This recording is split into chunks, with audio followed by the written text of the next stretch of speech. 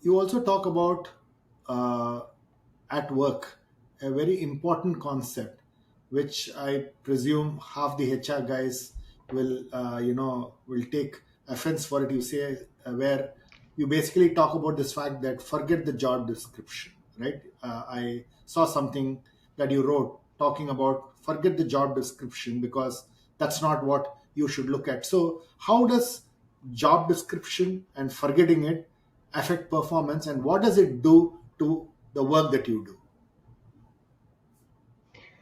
Yes, so that relates to one of the articles I wrote that's called Why the Best Performers Ignore Their Job Descriptions. And I want to say that the title is correct, but it's a little bit misleading in the sense that for most of us, we are extremely well advised to pay careful attention to the job description. It's simply that at a certain stage, if you can reach it, some people will have the chance to do exceptional things which do go beyond their job description. But what I think and what I describe is it's helpful to think of one's job or one's career in three distinct phases. And if I may, let me briefly describe those because most of us won't ever get to the third phase. In the first phase, you're learning how to do the job. Your main requirement here is just not to mess something up too big in the time that it takes you to learn what your job requires. So do you have all the necessary skills and knowledge to perform your job? And by the way, each job and each company has unstated expectations as well as the explicit ones that are written in your job description. So you have colleagues, your company has a culture, management has a certain style and certain expectations. It takes some time for you to understand your company and your particular success factors to being effective. This, in my experience, takes anywhere between 6 months and 2 years, depending upon how much experience you already have and the job that you're in. So that's how we all start. We start as beginners and we need to learn what exactly is our job. Yes, the job description, and then all the unstated stuff around the job description. The second phase is where you are delivering the essentials of your job as they're described in your job description. You can think of this as what I call mastering the core job response. Focus all of your efforts right here. So many people don't get even this right, and there's a lot of value, therefore, to spending time right here doing a good job in your current job. Whenever I gave advice to colleagues who came to me looking for, my first suggestion was always do a good job in your current job. That is what unlocks every other good thing. You must develop mastery of your core job. So this means mastery in your core job means that you can do everything your job regularly entails and you know how to do it well. What this allows you to do is not just your core tasks, but you can handle a variation or some nuance. The more things that you become good at handling or expert in handling, the more work you can take on, and then you can do that same work in less time with better results and greater confidence. So there's really a lot of time that can be spent, years and decades even, mastering your core job and getting better at it. I said, and I believe this, that many people do not achieve this level of mastery. Why is that? It's because they don't focus on what they're doing. They get distracted too quick because, for example, hey, they're looking for the next job or the next promotion, and they switch jobs too frequently. This is something that I think one of the very few things that my Indian and Asian colleagues got themselves off track with is the very ambitious, very talented, very driven, but also they assume that their path to greater things is always switching jobs, switching companies. And I get it. They don't see a path of advancement quick enough inside the company. So another company is offering them a pay raise and a promotion. Why wouldn't they take it? I mean, seriously, why wouldn't they take it? Every year switch for 15, 20, 30% increase in pay and a promotion? And my answer to that is you might take it, but consider the impact it will have on your ability to be an expert and a master of the job that you're in. Now you might say, hey, what difference does it make if I'm always getting another job offer? Why shouldn't I take it? Yeah, I guess that's true. But after a point, the environment gets thinner and thinner.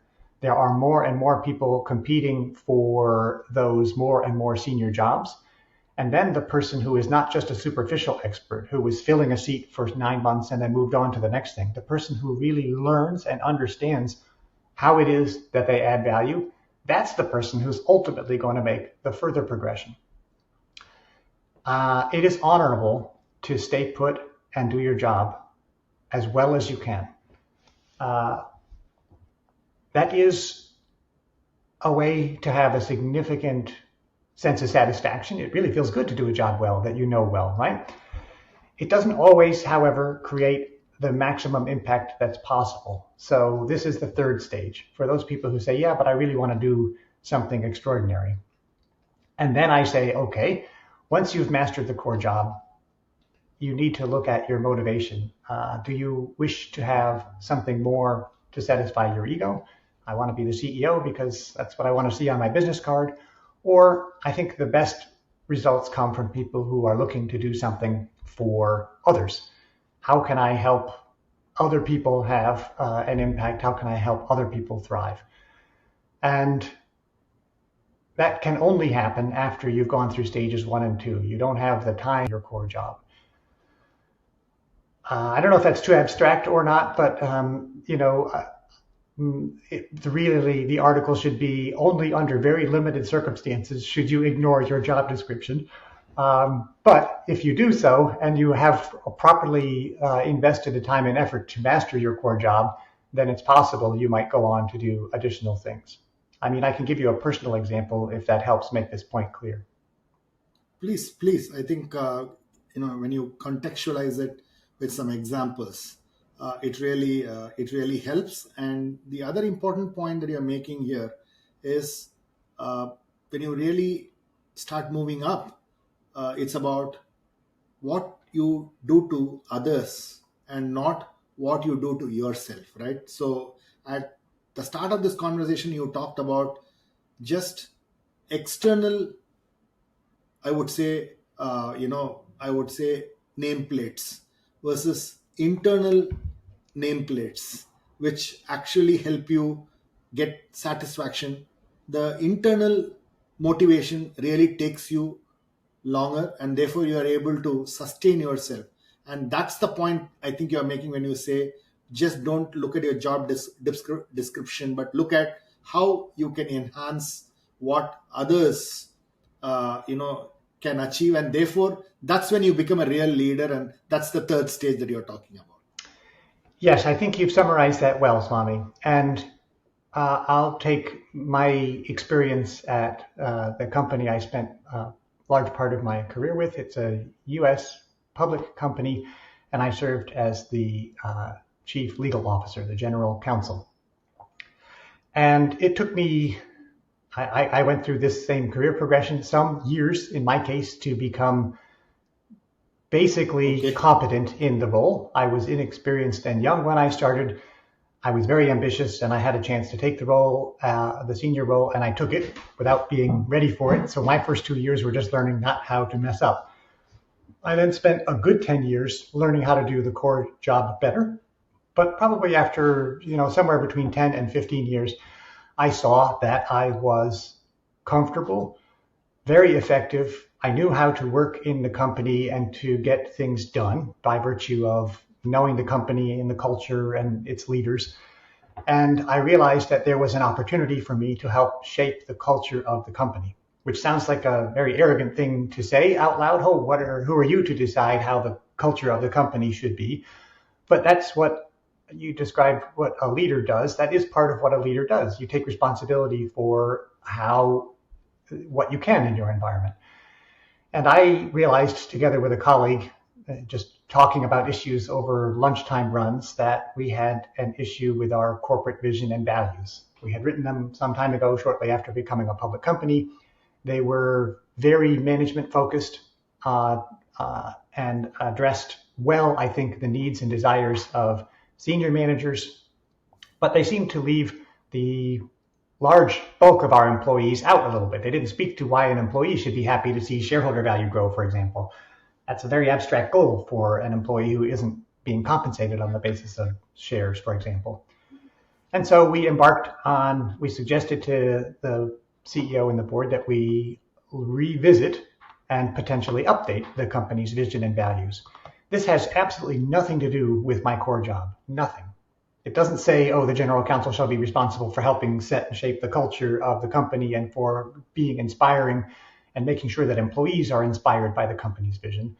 And we took our time with it. I went out and I interviewed employees. I had workshops. I thought about it. I tried to understand both what the company's current culture was and for what it was that employees valued about working at the company. So it turns out they valued stability. They liked the fact that our company had both past success and a strong prospect for future success. They liked the fact that senior management had small egos in the sense that we understood it wasn't about us, but about the success of the broader company and things like that. And we worked on updating our vision and values to both accurately reflect how employees saw the company and, yes, guide all of us towards our vision of how we could stay an attractive company.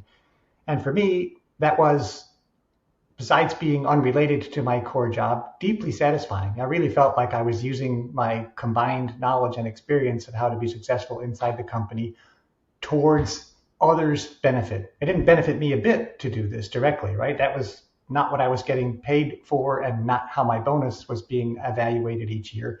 But I felt like I was making the largest contribution I could in service of the company and its employees. And so that's what I mean when I say the steps in my career of learning how to do the job, getting good at the job, and then applying those talents for someone else's benefit was satisfying to me.